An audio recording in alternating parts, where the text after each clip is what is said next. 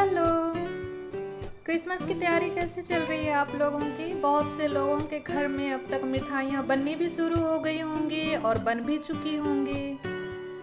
आज मैं बताऊंगी मिक्सी में पीसकर आप घर में आसानी से अरसा कैसे बना सकते हैं। चावल को 40 मिनट के लिए पानी में भिगाना है। 40 मिनट के बाद इसे आप पानी से बाहर निकाल लीजिएगा।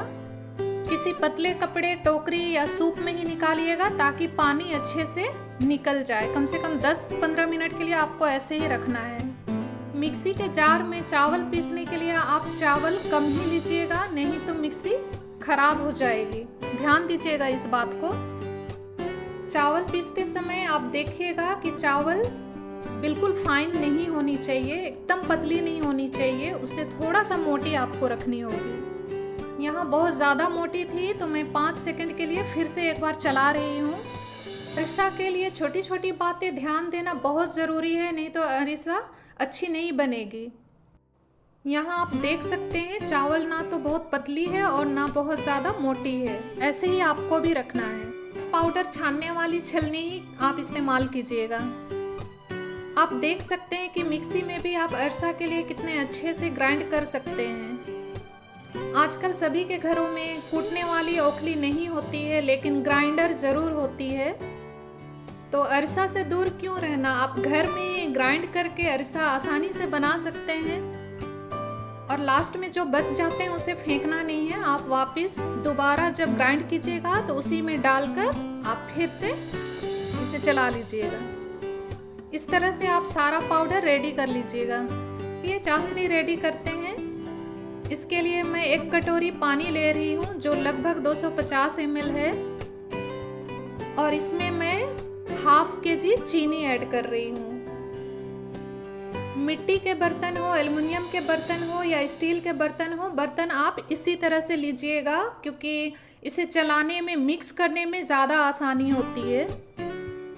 अब यहाँ से हाथों का एक्सरसाइज शुरू हो जाती है, क्योंकि आपको इसे चलाते ही रहना होता है, रुकना नहीं होता है। बस आप 2-3 सेकंड के लिए रुक सकते हैं।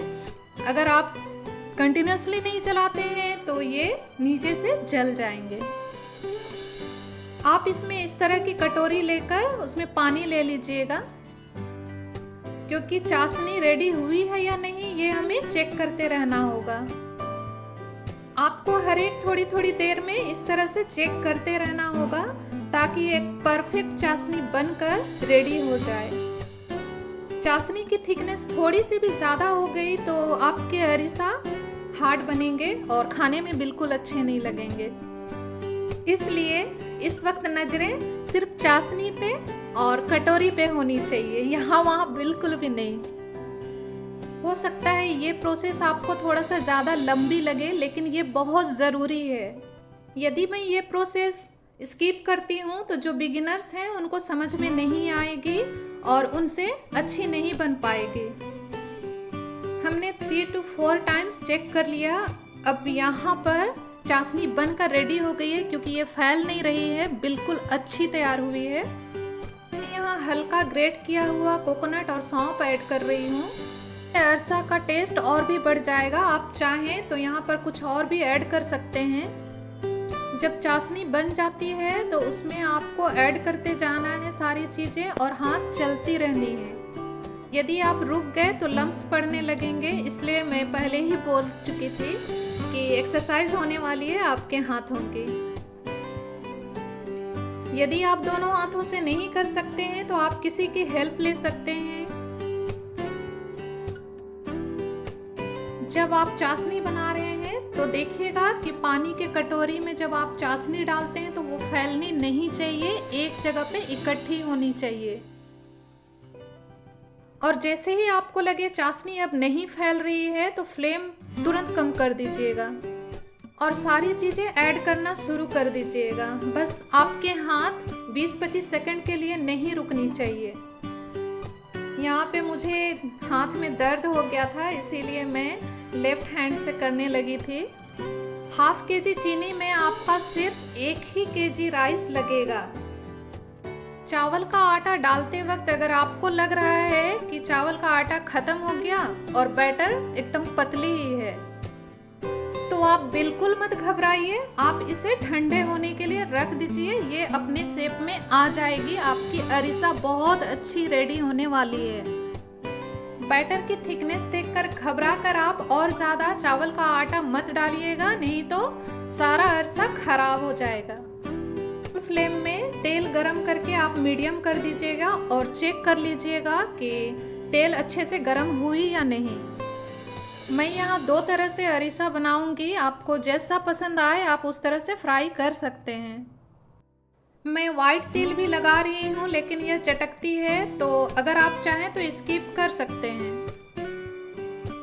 मैं थोड़े से अरिसा को थोड़ा ज़्यादा फ्राई करूँगी और फिर बाकी को मैं नॉर्मल फ्राई करके बनाऊँगी। आपको जैसा पसंद आए आप बना सकते हैं। बस ज़्यादा फ्राई कीजिएगा तो हल्का हार्ड होगा और नॉर्मल फ्राई कीजिएगा तो वो नरम बनेगी। आपको ज़्यादा क्रिस्पी चाहिए तो हल्का ज़्यादा फ्राई कीजिएगा, मतलब थोड़ा सा ज़्यादा फ्राई करनी है, जलानी नहीं है उसे। मैं चाहती हूँ सबके घर में बहुत अच्छी और परफेक्ट अरसा बनकर तैयार हो और सभी खाएं और दूसरे को भी खिलाएं। केक और अरसा ये दोनों ऐसी चीज़ें हैं जो क्रिसमस में हर एक के घर में बनती है। इन दोनों के बिना तो क्रिसमस ही नहीं लगती है कि नहीं? मेरी बातें सुनते सुनते आप ये भी ध्यान दीजिए कि मैं किस तरह से टर्न कर रही हूँ, किस स्टेज में टर्न कर रही हूँ और कैसे मैं बाहर निकाल रही हूँ।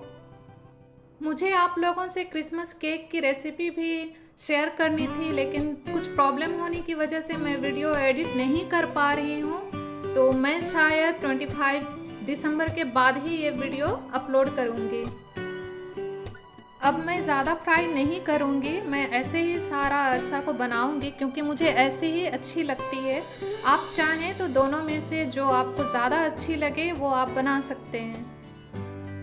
मैं आपको बताना भूल गई थी कि बैटर रेडी हो जाती है और गैस बंद करनी होती है, तो ठीक उससे पहले आपको 3 टेबल स्पून कोई भी कुकिंग ऑयल उसमें ऐड करना है और नॉर्मल हाथों से चला के गैस बंद कर देना है। ऐसे में आपका बैटर सूखेगी नहीं और हाथों में अच्छे से आएगी, शेप अच्छी बनेगी, फ्राई अच्छी होगी। बैटर को आप 60 to 70% ही ठंडी होने के लिए रखिएगा।